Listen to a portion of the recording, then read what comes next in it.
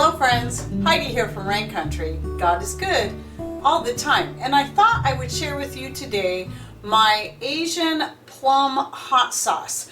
And so I usually try to make some kind of fruit-based hot sauce every year to get us through the year that I like to use for egg rolls. And that's why I call it an Asian sauce, because typically that's what I like to use it on, is egg rolls and other spring rolls, rice and different types of Asian foods that I make through the year.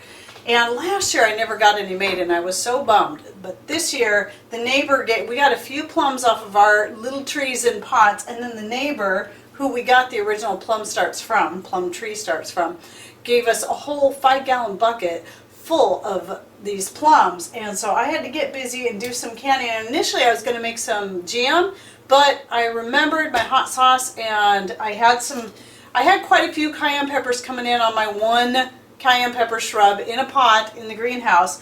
So I thought that would be a great idea. So I made one batch, ran out of cayenne peppers, and decided to make another batch. And in the second batch I used the dehydrated, really hot peppers. I don't recall what is in here, what kind of peppers these are. Maybe Ellen Fisher, who sent these to me, can put in a comment below what these are. These are pretty hot, and so I didn't need near as much. So I'm going to explain to you how I do this, because I just make these recipes up every time I do it. I just throw it together and just kind of come up with what I think sounds good at the time. But I did make it a point to actually write down my recipe as I was making it and as I was working with it. And so I'm going to share with you what I did. So for each 4 cups of fruit pulp and pepper is how I'm basing this off of. Now that will fill about 2 pint-sized jars. It should. So the amount of peppers to fruit you use is going to be entirely up to you. So I cannot give you the measurements on that. With my peppers, I didn't measure it out. I just used them all up. I might have had about 1 cup of peppers to about 2 cups of fruit when I did this using the fresh peppers.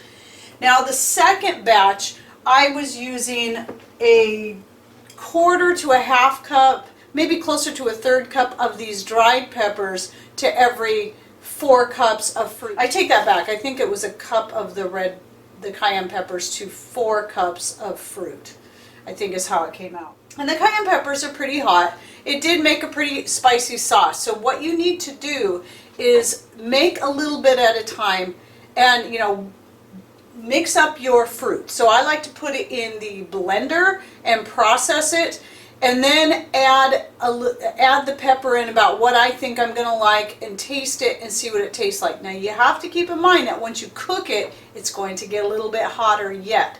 So you want to really keep track of that. So based off the 4 cups of fruit and pepper, whatever type of pepper you use, because that's the other thing, the type of pepper you use is going to determine just how much of that you need. The hotter the pepper, obviously the less pepper you're going to use. Now the reason I'm saying fruit and not plums is because sometimes when I make this, I've made it with peaches, I've made it with apricots. You can use any kind of fruit you want. Plum is a really good choice because it goes so well with just kind of any flavor, but peach is really good too for this.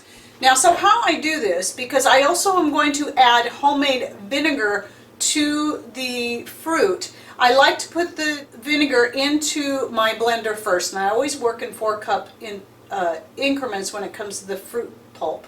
And so put the 1/2 cup of vinegar into your blender first, then add your fruit and your peppers until you get to about 4.5 cups total in the blender, and just keep processing it and adding your fruit in and processing it.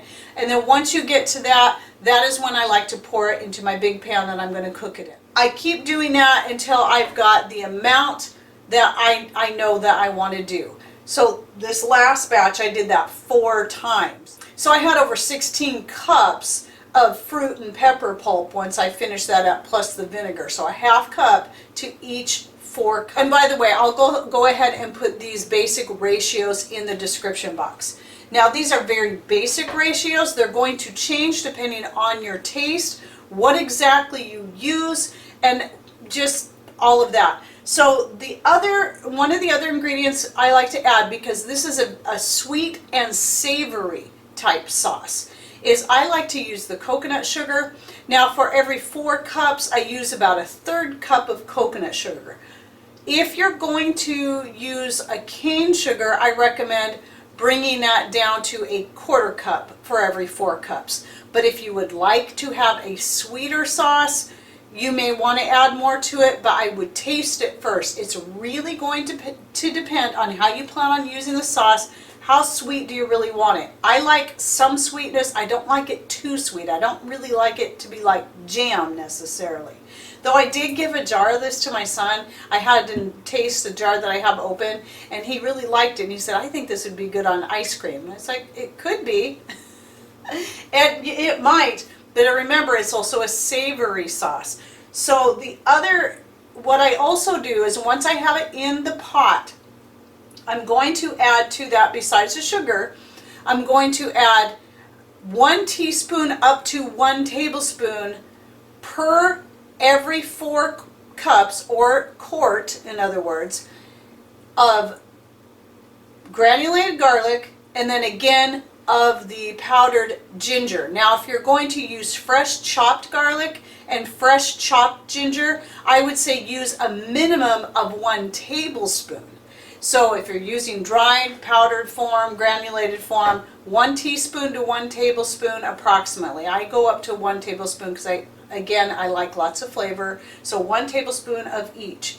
And then for the salt, you're going to want to put about 1 teaspoon for every quart that you make of the pulp.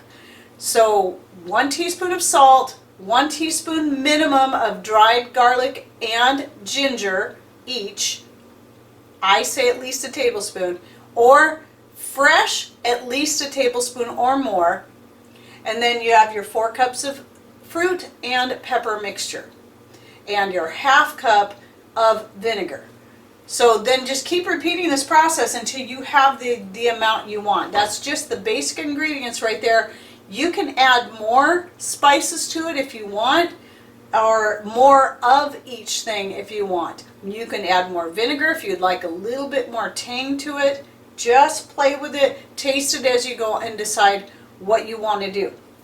So then once I have it in the pot, I'm going to heat the sauce up. Usually about medium-high is what I turn my burner up to, and I'm just going to bring it to a boil, not too hard of a boil, just bring it to a boil and continue to stir it, and then cook it for about 10 to 15 minutes. Now again, here's another matter of choice.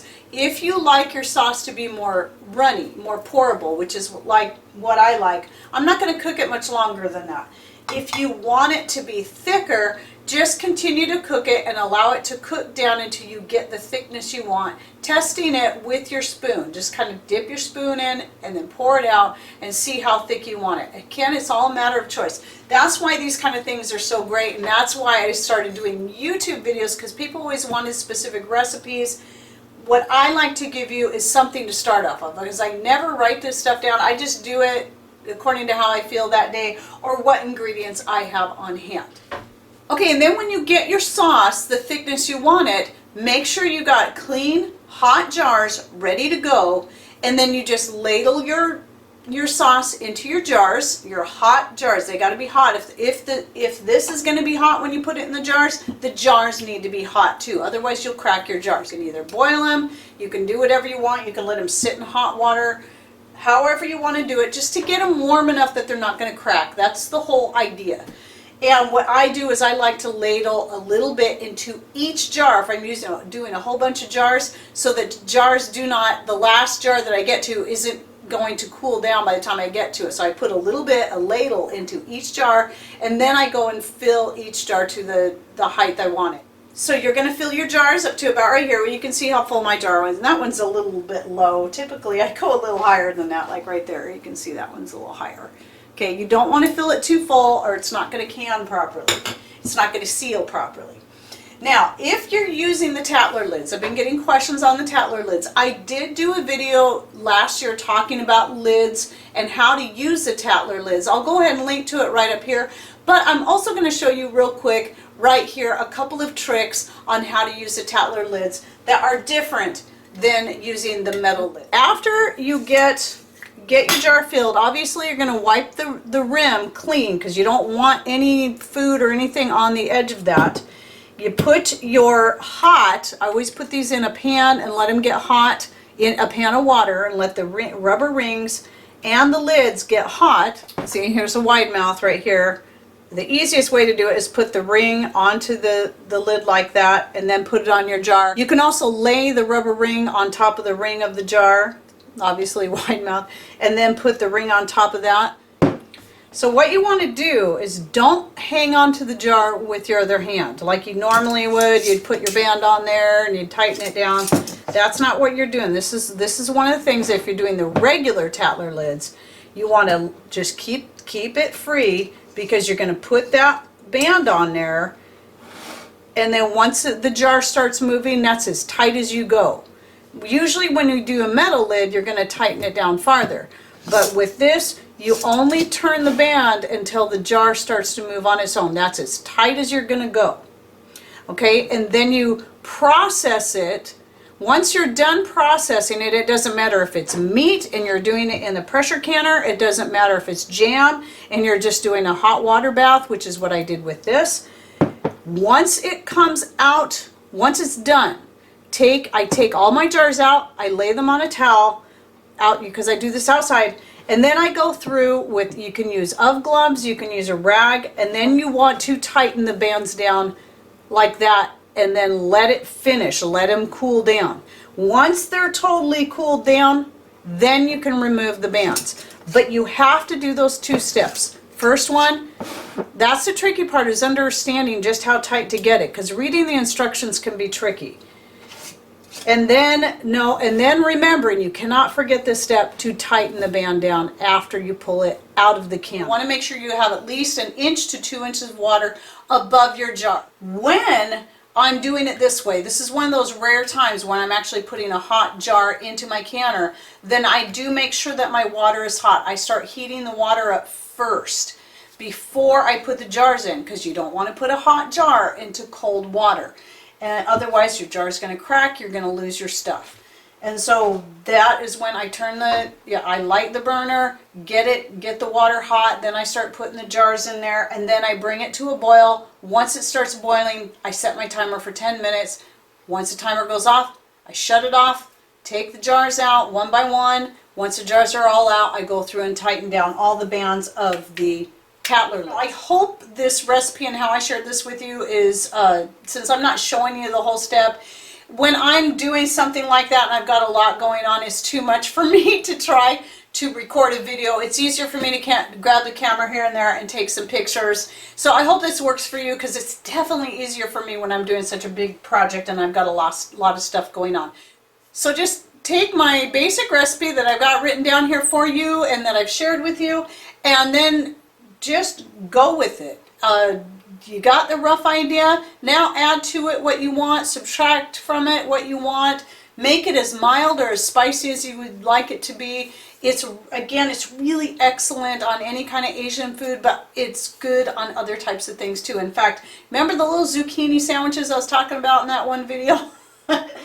I've been putting it on those. I cut the zucchini. When I get the bigger zucchinis, cut it in slices. Put a little slice of cheese. Sometimes no cheese. Sometimes I go totally vegan on it, and put a little bit of the hot sauce, and then put some onions and a slice of fresh tomato on there. And oh my goodness, it is so good. So try it on anything if you think you're gonna like it. And if you know people who like hot stuff, this will be a really good gift idea. Okay, well, I hope you enjoyed this video and that you learned something new. Thanks for watching. Take care, and God bless.